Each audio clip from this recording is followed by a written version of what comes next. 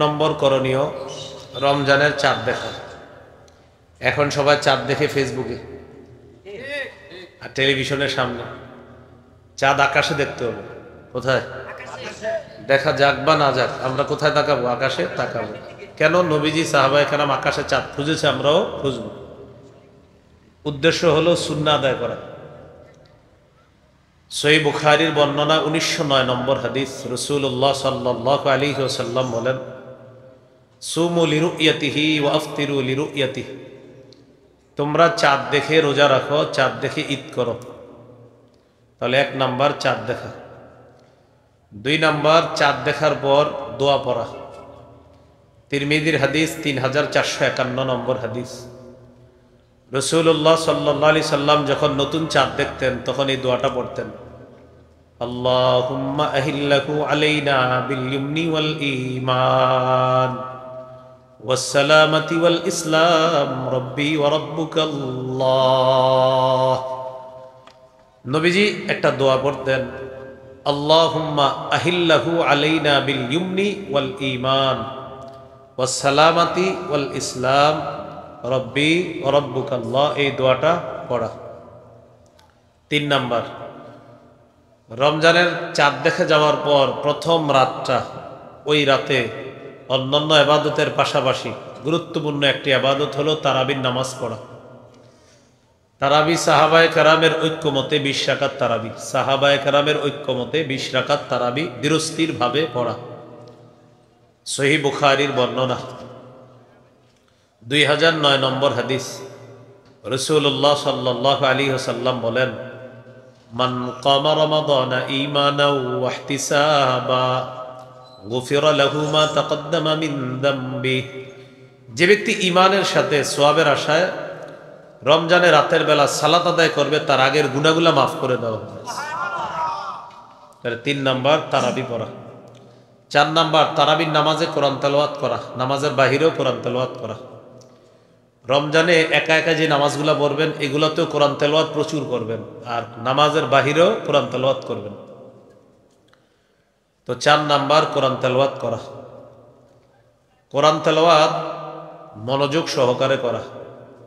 রাসূলুল্লাহ সাল্লাল্লাহু আলাইহি সাল্লাম বলেন, মান সাররাহু আইয়ুহিব্বাহুল্লাহু ওয়া রাসূলুহু ফালইয়াকরা ফিল মাসহাফ। যে ব্যক্তি চায় যে আল্লাহ এবং তার রসুল যেন তাকে ভালোবাসে, এটা যদি কেউ চায়, সে যেন কোরআন পড়ে। যে ব্যক্তি কোরআন পড়বে তাকে আল্লাহ ভালোবাসে, তাকে রসুল সাল্লাল্লাহু আলাইহি সাল্লাম ভালোবাসে। এই জন্য কোরআন পড়া। কোরআন পড়ার কিছু আদব আছে। 1 নম্বর, আউযু বিল্লাহি মিনাশ শাইতানির রাজিম পড়া, বিসমিল্লাহ পড়া। সূরা নাহলের 98 নম্বর আয়াতে আল্লাহ বলেন, ফাইযা ক্বরাতাল কুরআনা ফাসতাইদ বিল্লাহি মিনাশ শাইতানির রাজিম। যখন তুমি কোরআন পড়বে তখন বিতাড়িত শয়তান থেকে পানা চাইবা। সূরা আলাকের 1 নম্বর আয়াতে আছে, ইকরা বিসমি রাব্বিকাল্লাযী খালাক। নবী আপনি পড়েন আপনার রবের নামে যিনি সৃষ্টি করেছেন। তাহলে 1 নম্বর আদব আউযু বিল্লাহ বিসমিল্লাহ পড়া। 2 নম্বর ধীরে ধীরে কোরআন পড়া। সূরা মুজাম্মিলের 4 নম্বর আয়াতে আল্লাহ বলেন, ওয়ারাত্তিলিল কুরআনা তারতিলা। আপনি ধীরে ধীরে কোরআন পড়েন। কোরআন পড়ার 3 নম্বর আদব। কিছু আয়াত আছে, আযাব আছে, আয়াতের মধ্যে আযাবের কথা আছে। এই আয়াতগুলো আপনি বারবার পড়তে পারেন, 1 বার 2 বার 3 বার পড়তে পারেন। সূরা মাইদার 118 নম্বর আয়াতটা নবীজি তাহাজ্জুদ নামাজে পড়তে পড়তে সারা রাত শেষ করে দিয়েছে। সূরা মাইদার 118 নম্বর আয়াত, তাহাজ্জুদ নামাজে নবীজি 1 আয়াত পড়তে পড়তে সারা রাত শেষ করে দিয়েছে। ইবনে মাজার হাদিস 1350 নম্বর হাদিস।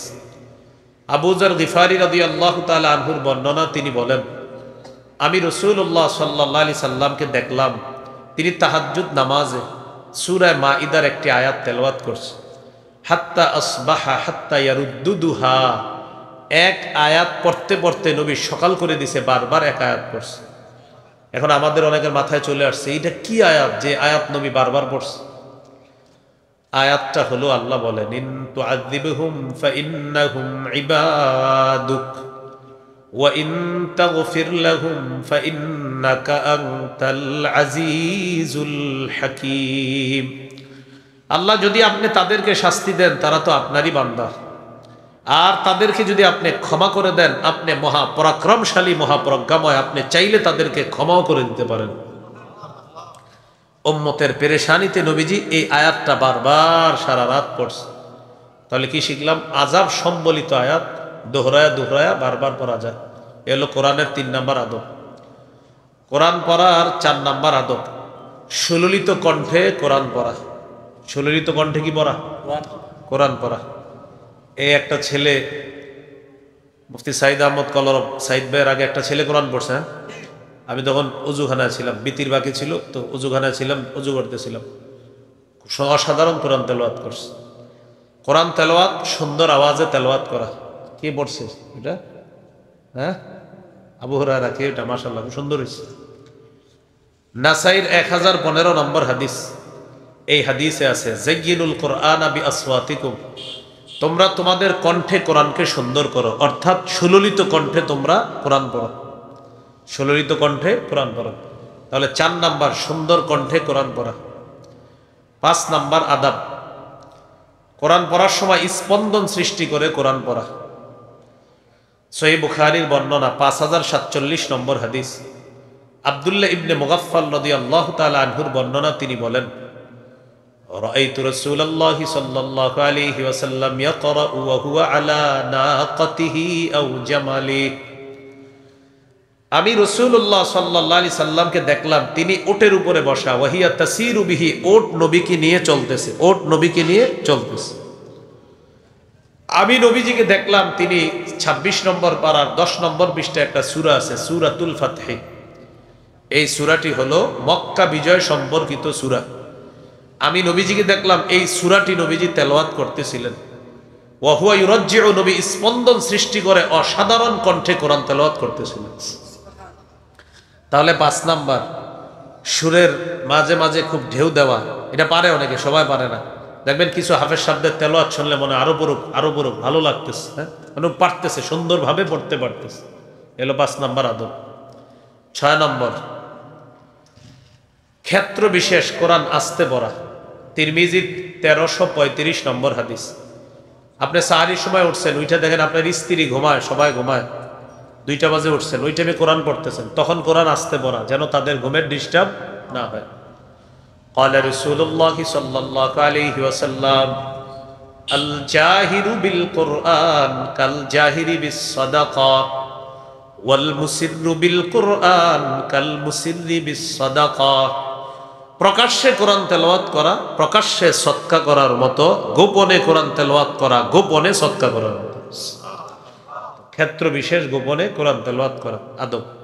7 নাম্বার রমজানে মসজিদে গেছেন, এতেকাফ যারা করেন 4-5 জন, তো 10-20 জন মুসল্লি হয়ে গেছে, এই টাইমে আপনি কোরআন পড়বেন মসজিদে বসে।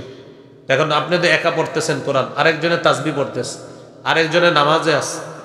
এই জন্য যখন আমরা মসজিদে গিয়ে নামাজ পড়বো বা কোরআন তেলাওয়াত করব, তখন উঁচু আওয়াজে কোরআন তেলাওয়াত না করা, পরিস্থিতি বুঝে আওয়াজ কমানো আওয়াজ বাড়ানো। কারণ আমি তেলাওয়াত জোরে করলে পাশের মুসল্লির সুন্নতে ব্যাঘাত ঘটবে, তেলাওয়াতে ডিস্টার্ব হতে পারে, আরেকজনের জিকিরি ডিস্টার্ব হতে পারে।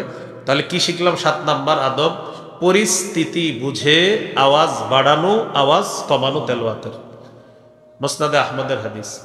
قال رسول الله صلى الله عليه وسلم আলা কুল্লুকুম মুনাজিন রাব্বা, শোনো মসজিদে তোমরা যারা আছো সবাই রবের সাথে নীরব একটা ইবাদতের মধ্যে লিপ্ত আছে। সুবহানাল্লাহ, সবাই রবের সাথে গোপন ইবাদতে লিপ্ত আছে।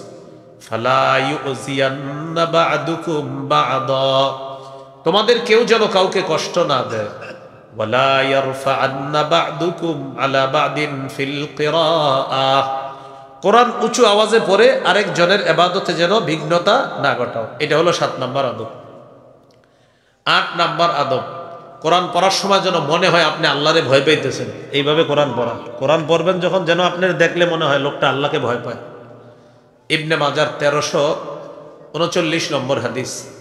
قال رسول الله صلى الله عليه وسلم إن من أحسن الناس صوتا, সবচাইতে সুন্দর কোরআন তেলাওয়াত কোরআনের আওয়াজ হলো ওই ব্যক্তির, বিল কুরআনিল্লাযী ইযা সামি'তুমূহু হাসিবতুমূহু ইয়াখশাল্লাহ, যার তেলাওয়াত শুনলে তোমাদের মনে হয় লোকটা আল্লাহরে ভয় করে। কেউ তেলাওয়াত করছে, করার পর আমাদের মনে হচ্ছে এই লোকটার মাঝে মনে হয় আল্লাহর ভয়, এজন্য এত সুন্দর তেলাওয়াত করতেছে। নবী বলেন যার তেলাওয়াত শুনলে মনে হয় তার মাঝে আল্লাহর ভয় আছে, এই ব্যক্তির তেলাওয়াতটা সর্বোত্তম তেলাওয়াত, তার কণ্ঠের তেলাওয়াতটা সবচেয়ে সুন্দর কণ্ঠের তেলাওয়াত। সুবহানাল্লাহ। তাহলে কোরআন তেলাওয়াত করলে বুঝা যাইতে হবে যে সে আল্লাহরে ভয় করতেছে। এগুলো 8 নম্বর আদব।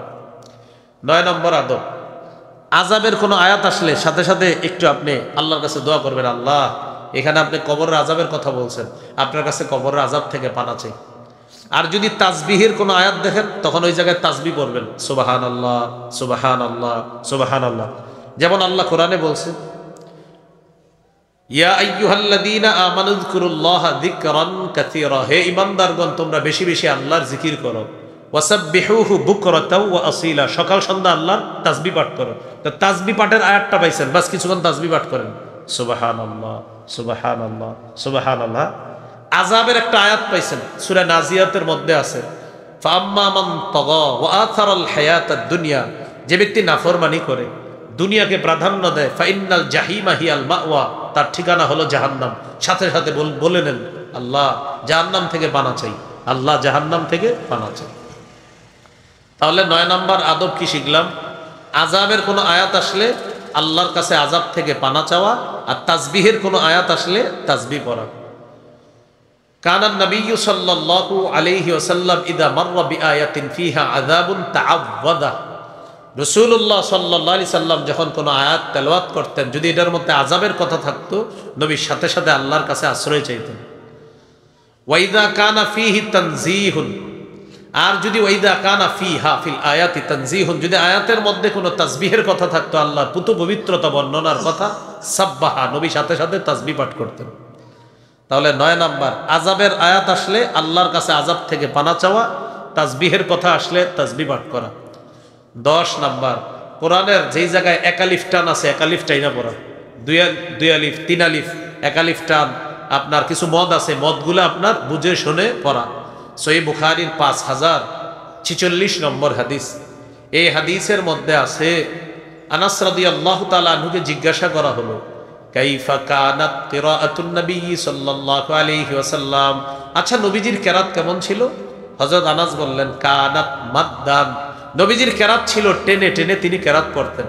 এরপরে তিনি প্র্যাকটিক্যাল করে দেখায় দিলেন, আমরাও বলি চলেন, বিসমিল্লাহির রহমানির রহিম বলি সবাই।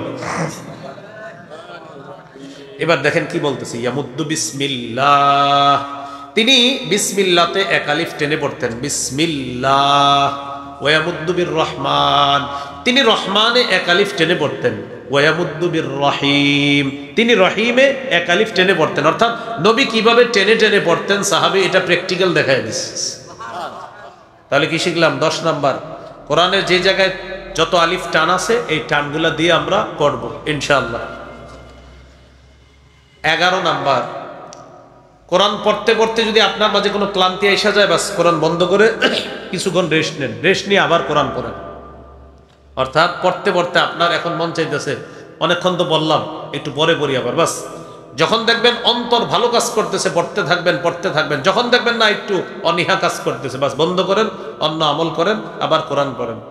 সহিহ বুখারীর 5060 নম্বর হাদিসে আছে, قال رسول الله صلى الله عليه وسلم اقرأوا القرآن ما اختلفت قلوبكم, তোমাদের অন্তর যতক্ষণ নরম থাকে ততক্ষণ তোমরা কোরআন তেলাওয়াত করো। ফাইদা ইখতালাফতুম, যখন তোমাদের অন্তর অন্যমনস্ক হয়ে যায়, ফাকুমু আন, তখন কোরআন পড়ো না।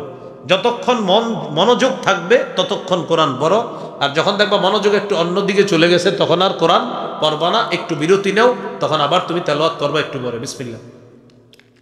এই হলো 11 নাম্বার, আল্লাহুম্মা লাকাল হামদু ওয়া লাকাশ শুকর। 12 নাম্বার গুরুত্বপূর্ণ কথা, এটা বলি আমার সাথে, গানের সুরে বলি, গানের সুরে কোরআন পড়া যাবে না। আবার গানের সুরে কোরআন পড়া যাবে না। কিসের সুরে? কোরআন পড়া যাবে না। হ্যাঁ, খুব সাবধান এটা। রাসূলুল্লাহ সাল্লাল্লাহু আলাইহি সাল্লাম বলেন, আখাফু আলাইকুম সিত্তা, আমি তোমাদের ব্যাপারে 6টা জিনিস খুব ভয় করি। এক নাম্বার ইমারাতাস সুফাহা, তোমাদের নেতৃত্ব দিবে মূর্খরা। এক নাম্বার ভয়, তোমাদের নেতা হবে দিন দিন মূর্খরা, এটা এক নাম্বার। ইমারাতাস সুফাহা, তোমাদের নেতা হবে মূর্খরা। দুই নাম্বার ওয়াসাফকাদ দাম, তোমাদের মাঝে প্রচুর রক্তপাত শুরু হবে, মারামারি হানাহানি শুরু হবে, হয়েছে নি? তিন নাম্বার ওয়াকাতিআতার রহিম, আত্মীয়তার সম্পর্ক নষ্ট করা, এটা তোমাদের মাঝে ব্যাপক ঘটবে। চার নাম্বার ওয়াবাইআল হুকমি, তোমরা হুকুম বেচবা। হুকুম বেচবা মানে টাকা পাইলে আপনার বিধান পাল্টায় দিবে। টাকা পাইলে কি পাল্টায় দিবে? বিধান। টাকার কাছে বিধান বিক্রি করে দিবে। এতদিন বলবে হালাল, টাকা দিবেন বলবে হারাম, আবার টাকা দিবেন বলবে হালাল, এরকম হয়ে যাবে। তো নবীজি বলেন আমি ভয় করি তোমাদের এই। তাহলে এক নাম্বার মূর্খরা নেতৃত্ব দিবে, আমি ভয় করতেছি তোমাদের জন্য। দুই নাম্বার রক্তপাত ঘটবে। তিন নাম্বার তোমাদের মাঝে এমন কিছু অবস্থা হবে যে আত্মীয়তার সম্পর্ক দিন দিন ছিন্ন হবে। চার নাম্বার হুকুম বিক্রি করবে, মানে মানুষ টাকার কাছে বিক্রি করে, তালাকের মাসালা টাকা দিয়ে এটাকে ঘুরে দেয়। নাউজুবিল্লাহ, এটা অন্যায় কথা। আল্লাহ আমাদেরকে হেফাজত করেন। হ্যাঁ, আল্লাহ আমাদেরকে হেফাজত করেন, সকলে বলি আমিন। পাঁচ নাম্বার ওয়ানাশওয়ান, পাঁচ নাম্বার হলো ওই যুবকরা, যেই যুবকরা ইয়াত্তাখিজুনাল কুরআনা মাযামিরা, যেই যুবকরা কোরআনকে গানের সুরে বা পড়ে, যে যুবকরা কোরআনকে গানের সুরে পড়ে, গানের বাজনার মতো বানায়। আমি এই ব্যাপারে ভয় করছি যে একটা সময় আসবে আমার উম্মতের মানুষরা কোরআনকে গানের সুরের মতো পড়ার চেষ্টা করবে। নাউজুবিল্লাহ, সকলে বলি নাউজুবিল্লাহ। তাহলে এটা কবে হবে বলেন? চলতেছে। এটা কি চলতেছে? যে গানের সুরে কোরআন পড়া, এটা অন্যায়, নিঃসন্দেহে এটা অন্যায়। আল্লাহ হেফাজত করুক। ছয় নাম্বার ওয়াকাসরাতাশ শুরাদ, পুলিশ বাহিনী বাড়বে। কি বাড়বে বলছে? এটার দ্বারা উদ্দেশ্য শাসক জালেম হবে, সে মানুষের কাছাকাছি যেতে না পারার কারণে নিজের ক্ষমতা টিকিয়ে রাখার জন্য ব্যাপক পরিমাণে পুলিশ বাহিনী সে বাড়াবে। কেন? তার শাসন ক্ষমতা টিকিয়ে রাখার জন্য। তো নবীজি বললেন 6 নাম্বার আশঙ্কা করছি কাসরাতাশ শুরাদ, পুলিশ বাহিনী বাড়বে। তো এই 6টার মধ্যে একটা হলো কোরআনকে গানের সুরে পড়বে। নাউজুবিল্লাহ বলি সবাই। তাহলে 12 নাম্বার কি শিখলাম? গানের সুরে পড়া যাবে না। আল্লাহ আমাদেরকে হেফাজত করেন।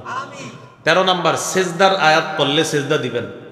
قال رسول الله صلى الله عليه وسلم, সহিহ মুসলিমের হাদিস, নবীজি সাল্লাল্লাহু আলাইহি সাল্লাম বলেন ইদা ক্বারা ইবনু আদম আস-সাজদাতা ফাসাজাদা, আদম সন্তান যখন সিজদার আয়াত পড়ে এরপর যখন সিজদা দেয়, ইআতাজালা শাইতান ইয়াবকি, শয়তান কানতে কানতে পালায়। আদম সন্তান যখন কোরআনে সেজদার আয়াত পড়ে সেজদা দেয়, শয়তান কান্না করতে করতে পালায়, শয়তান কান্না করতে করতে পালায় আর বলতে থাকে হায় আফসুস, উমিরা ইবনু আদম বিসসুজুদ ফাসাজাদা ফালাহুল জান্নাহ, আদম সন্তানকে সেজদার হুকুম করা হয়েছে, সে সেজদা দিয়েছে, তার জন্য জান্নাত।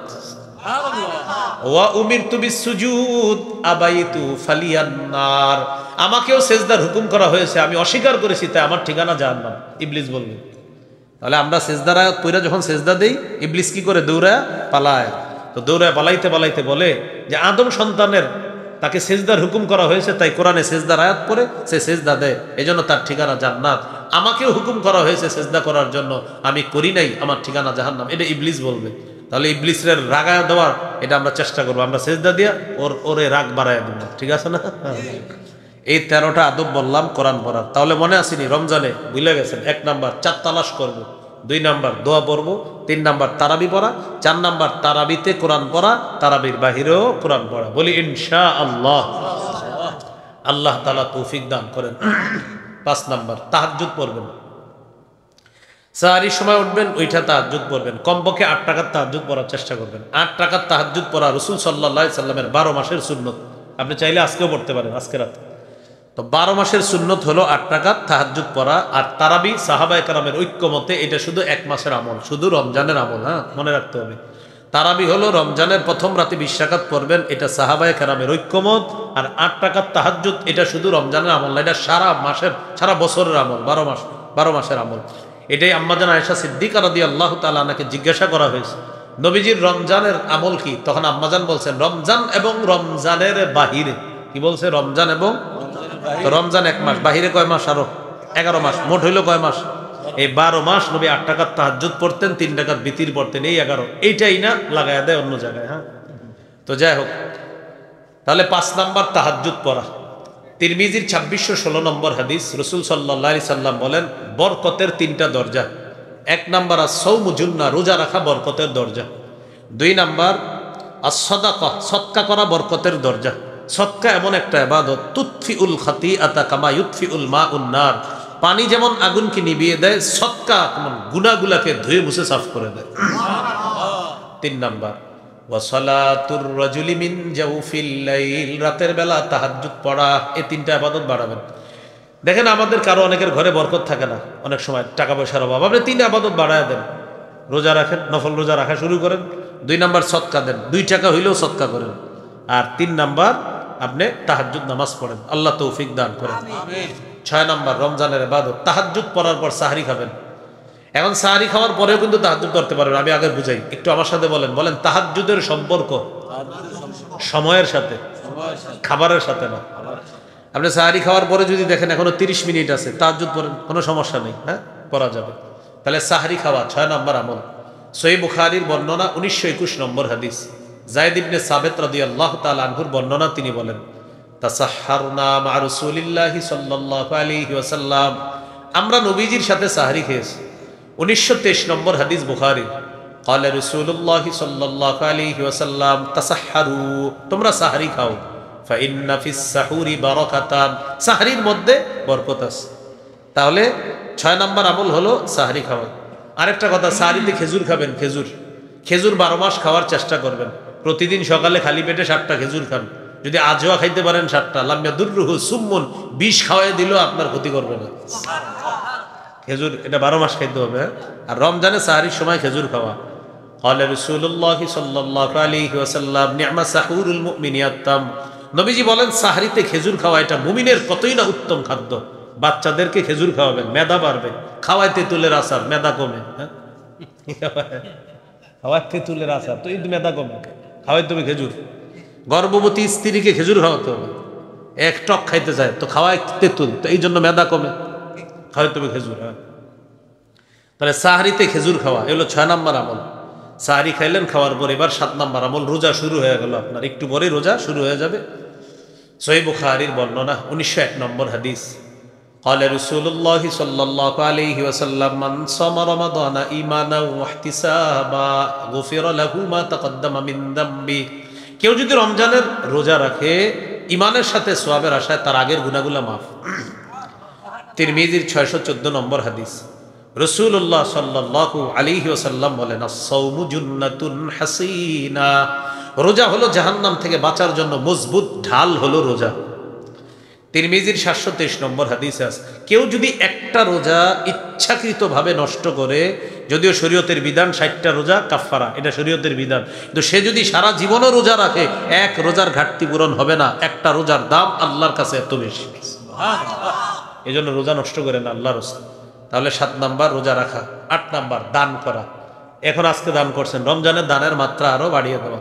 বুখারীর 6 নম্বর হাদিস, কানা রাসূলুল্লাহি সাল্লাল্লাহু আলাইহি ওয়াসাল্লাম আজওয়াদান নাস ওয়া কানা আজওয়াদা মা ইয়াকুনু ফি রমাদান হিনা ইয়ালকাহু জিবরিল, রাসূলুল্লাহ সাল্লাল্লাহু আলাইহি সাল্লাম এই পৃথিবীর সমস্ত মানুষের মধ্যে সবচেয়ে শ্রেষ্ঠ দানশীল ছিলেন। রমজান মাসে নবীজির দান করার মাত্রা আরো বেড়ে যেত। সূরা মুনাফিকুনের 10 নম্বর আয়াতে আছে, ওয়া আনফিকু মিম্মা রাযাকনাকুম মিন ক্বাবলি আইয়াতিয়া আহাদাকুমুল মাউত, মৃত্যু আসার আগে আমার দেয়া রিজিক থেকে তোমরা দান করো। এ হলো 8 নাম্বার। 9 নাম্বার বলে নফল ইবাদত বেশি করা। কি ইবাদত? হ্যাঁ, এটা বেশি করবেন, নফল ইবাদত। আবু দাউদের 864 নম্বর হাদিস, ক্বালা রাসূলুল্লাহি সাল্লাল্লাহু আলাইহি ওয়াসাল্লাম ইন্না আউওয়ালা মা ইউহাসাবুন নাসু ইয়াউমাল কিয়ামাতি মিন আমালিহিম আস-সালাহ, কিয়ামতের ময়দানে আদম সন্তানের আমলের হিসাবের মধ্যে সর্বপ্রথম আমলের মধ্যে আপনার নামাজের হিসাব হবে। কিসের হিসাব? হ্যাঁ, আমলের মধ্যে নামাজের হিসাব হবে। আর বান্দার হকের মধ্যে হবে রক্তপাতের হিসাব।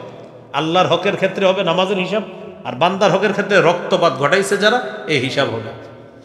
তো যদি দেখা যায় ফরজ ইবাদত ঠিক আছে, তো ওখানে লেখা হবে ফা ইন কানাত তাম্মা কুতিবাত লাহু তাম্মা ফরজ ইবাদত পরিপূর্ণ হলে সওয়াব লেখা হবে পরিপূর্ণ। ওয়া ইন কানা ইনতাকাসা মিনহা শাইআ, যদি দেখা যায় ফরজ ইবাদতের মধ্যে ঘাটতি আছে, আল্লাহ বলবে দেখো তার নফল ইবাদত আছে কিনা। আতিম্মু ফারিদাতাহু মিন তাতাব্বুইহি, আমার বান্দার নফল দিয়ে ফরজগুলার ঘাটতি পূরণ করে দাও। সুবহানাল্লাহ। বুঝে আসছেনি সবার? তাহলে 9 নাম্বার নফল ইবাদত বেশি বেশি করা রমজানে। 10 নাম্বার নেকির কাজ বেশি করা, যত বেশি করা যায় নেকির কাজ। সূরা তাগাবুনের 9 নম্বর আয়াতে আল্লাহ বলেন ওয়া মাই ইউমিন বিল্লাহ ওয়া ইয়ামাল সালিহা ইউকাফির আনহু সাইয়্যাতিহি ওয়া ইউদখিলহু জান্নাতিন তাজরি মিন তাহতিহাল আনহার। যে ব্যক্তি আল্লাহকে বিশ্বাস করে, নেকির কাজ করে, আল্লাহ তার আগের সমস্ত পাপগুলো মুছিয়ে দিবে। তাকে এমন জান্নাতে প্রবেশ করাবে যার তলদেশ দিয়ে নহর সমূহ প্রবাহিত হয়। খালিদিনা ফিহা আবাদা, সেটায় তারা চিরকাল থাকবে। যালিকাল ফাউজুল আযীম, এটাই মহান সফলতা। তো নেকির কাজ বেশি বেশি করা। সূরা হুদের 114 নম্বর আয়াতে আছে ইন্নাল হাসানাতি ইউযহিবুনাস সাইয়্যাত, নিশ্চয়ই নেকির কাজ খারাপ কাজকে মিটিয়ে দেয়। নিশ্চয়ই পুণ্যের কাজ খারাপ কাজকে মিটিয়ে দেয়। রমজানে যত বেশি পুণ্য করা যায়, এ হলো 10 নাম্বার। 11 নাম্বার দোয়া করা বেশি বেশি। 2টা দোয়া বেশি করবেন, আমার সাথে বলেন আল্লাহুম্মা ইন্নী আসআলুকাল জান্নাহ ওয়া আউযু বিকা মিনান নার। হে আল্লাহ, আমি আপনার কাছে জান্নাত চাই, জাহান্নাম থেকে পানা চাই। বলেন আমার সাথে বলেন, মাখলুকের কাছে চাইলে, বারবার চাইলে মাখলুক রাগ করে, আল্লাহর কাছে না চাইলে আল্লাহ রাগ করে। মাখলুকের কাছে চাইলে আমার 5 বার ডাক দেন, আমি কম কি হয়েছে, রাগ হয়ে যাবে। আল্লাহরে না ডাকলে কি রে ডাকস না কেন, রাগ করে। সুবহানাল্লাহ। মান লাম ইয়াসআলিল্লাহ ইয়াগদাব আলাই, আল্লাহর কাছে যে চায় না আল্লাহ তার উপর রাগ করে। তাহলে এই কথাটা সুন্দরভাবে শিখে রাখবেন যে মাখলুকের কাছে বারবার চাইলে মাখলুক রাগ করে, খালেকের কাছে না চাইলে খালেক রাগ করে। রমজানে কয়টা চাই বেশি বেশি বেশি চাইবো? 2টা। একটা হলো জান্নাত চাওয়া, আর একটা জাহান্নাম থেকে পানা চাওয়া। হ্যাঁ। 12 নাম্বার বেশি বেশি জিকির করা। 4টা জিকির বেশি বেশি করবো ইনশাআল্লাহ। قال رسول الله صلى الله عليه وسلم হাব্বুল কালামি ইলাল্লাহি আরবাউন, আল্লাহর কাছে সবচেয়ে পছন্দের জিকির হলো 4টি। বলি সুবহানাল্লাহ, আলহামদুলিল্লাহ, লা ইলাহা ইল্লাল্লাহ, আল্লাহু আকবার। এই 4টা জিকির বেশি বেশি করা। এই 4টার মধ্যে বেশি যেটা করবেন এটা হলো বলেন লা ইলাহা ইল্লাল্লাহ, লা ইলাহা ইল্লাল্লাহ, লা ইলাহা ইল্লাল্লাহ। তিরমিজির হাদিস 3592 নম্বর হাদিস। মা ক্বালা আবদুন ক্বাত্তু লা ইলাহা ইল্লাল্লাহ মুখলিসান ইল্লা ফুতিহাত লাহু আবওয়াবুস সামা হাত্তা তুফজিয়া ইলাল আরশ। কোন বান্দা যদি একবার ইখলাসের সাথে লা ইলাহা ইল্লাল্লাহ পড়ে, আসমানের সবগুলা দরজা খুলে দেওয়া হয়, তার লা ইলাহা ইল্লাল্লাহ যেন আরশ পর্যন্ত পৌঁছে যায়। সুবহানাল্লাহ। লা ইলাহা ইল্লাল্লাহ জিকির বেশি করা। লা ইলাহা ইল্লাল্লাহ পড়ার সময় দেখেন তো ঠোঁট লাগেনি, পড়েন লা ইলাহা ইল্লাল্লাহ, ঠোঁট লাগে? লাগে না। এজন্য আপনি চাইলে সারাদিন এই জিকিরটা করতে পারেন, কেউ বুঝবেও না আপনি যে জিকির করেন, কারণ ঠোঁট তো লাগে না। এভাবে আপনি হা কইরা রইছেন, আসলে তো জিকির করেন। সুবহানাল্লাহ। হ্যাঁ, লা ইলাহা ইল্লাল্লাহ, ঠোঁট কিন্তু লাগে না। আপনি ঠোঁট লাগানো ছাড়া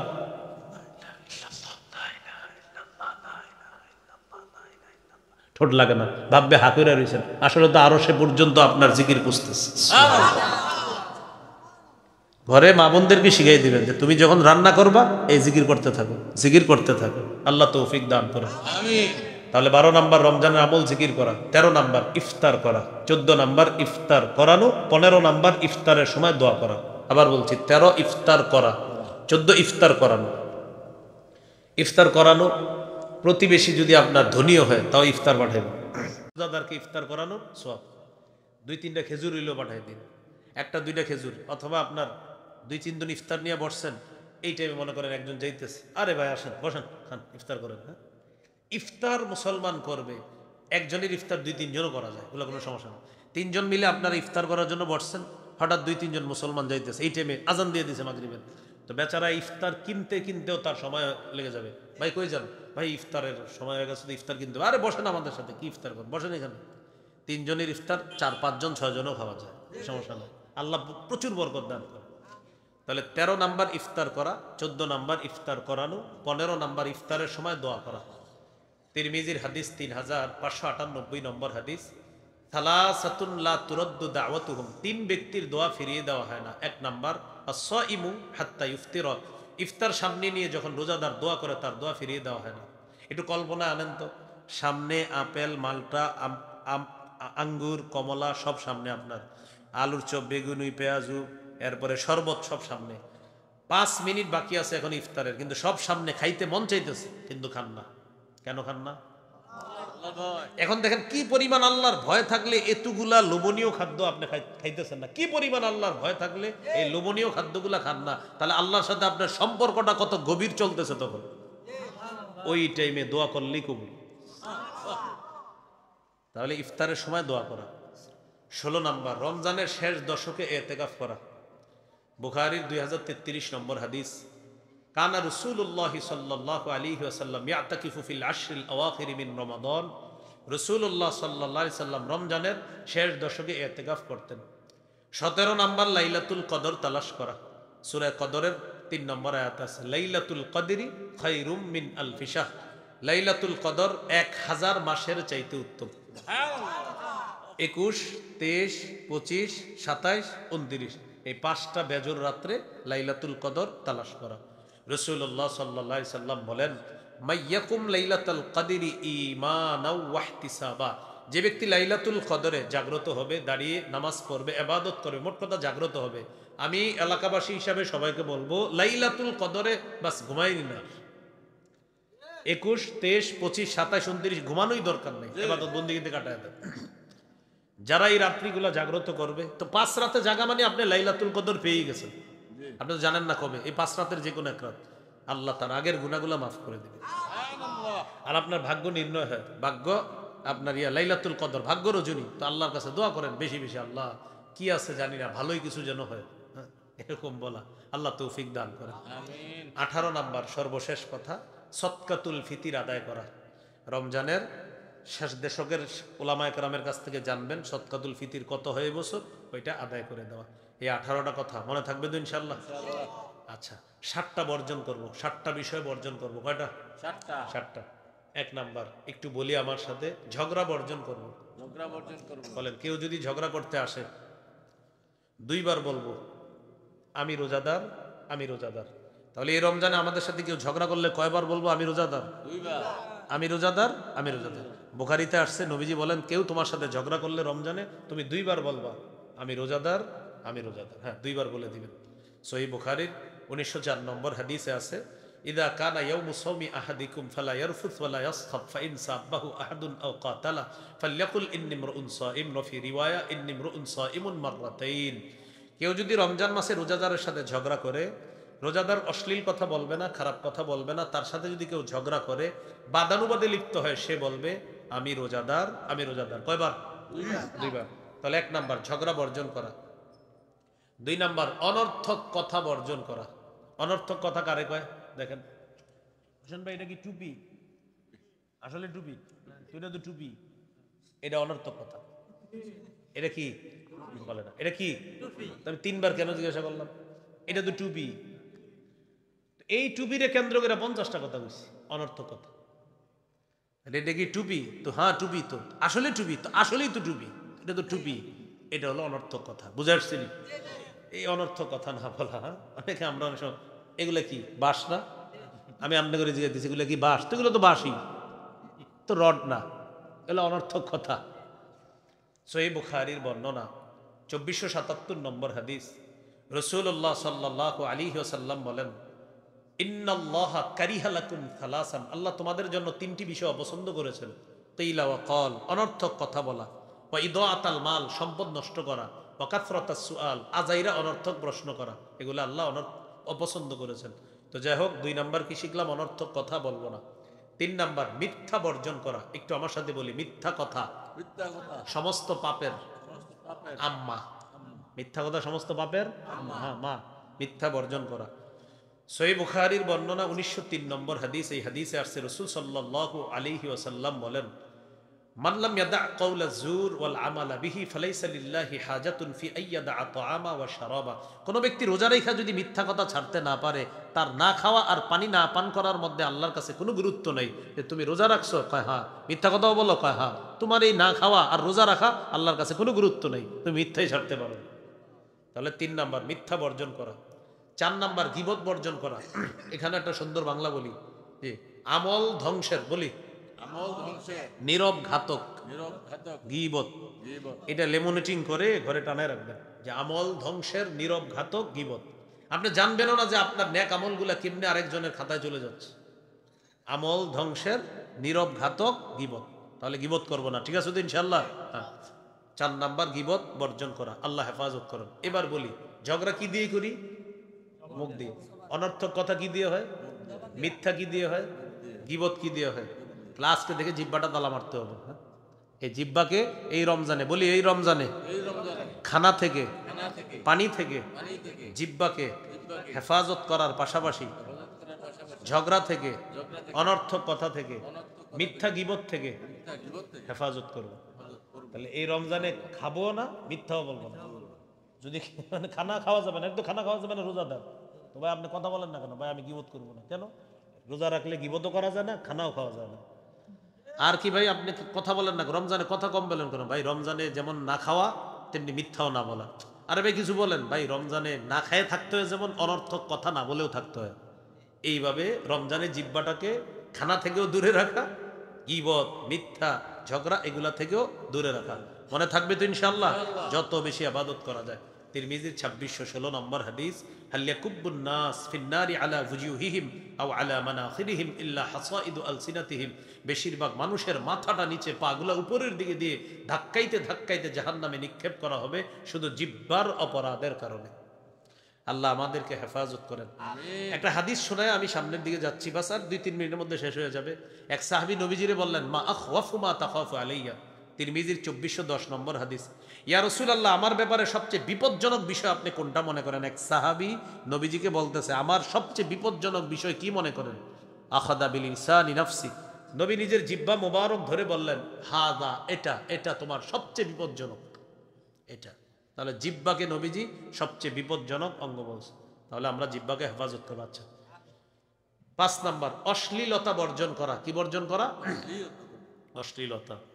অশ্লীলতা তো এখন পকেটে নিয়ে নিয়ে ঘুরি আমরা। হ্যাঁ, অশ্লীলতা বর্জন করা, এটার কাছেও যাওয়া যাবে না। সূরা বানী ইসরাঈলের 31 নম্বর আয়াতে আল্লাহ বলেন, ওয়ালা তাকরাবুজ জিনা, জিনার কাছেও যেও না। সূরা আনামের 151 নম্বর আয়াতে আল্লাহ বলেন, ওয়ালা তাকরাবুল ফাওয়াহিশা মা যাহারা মিনহা ওয়া মা বাতান। তোমরা প্রকাশ্য পাপ, গোপন পাপের কাছেও যেও না। অশ্লীলতা প্রকাশ্য আর গোপন হোক, এটার কাছেও যেও না। বুখারীর 6612 নম্বর হাদিস। এই হাদিসে আছে, জিনাল আইনি আন নজরু, চোখের জিনা দেখা, ওয়া জিনাল লিসান আল মান্তিক, মুখের জিনা কথা বলা, ওয়া নাফসু তামান্না ওয়া তাশতাহি, অন্তরের জিনা কল্পনা করা। আল্লাহ হেফাজত করেন। তাহলে 5 নাম্বার অশ্লীলতা বর্জন করা। 6 নাম্বার লৌকিকতা বর্জন করা, লোক দেখানো বর্জন করা। ইবাদত করব কার জন্য?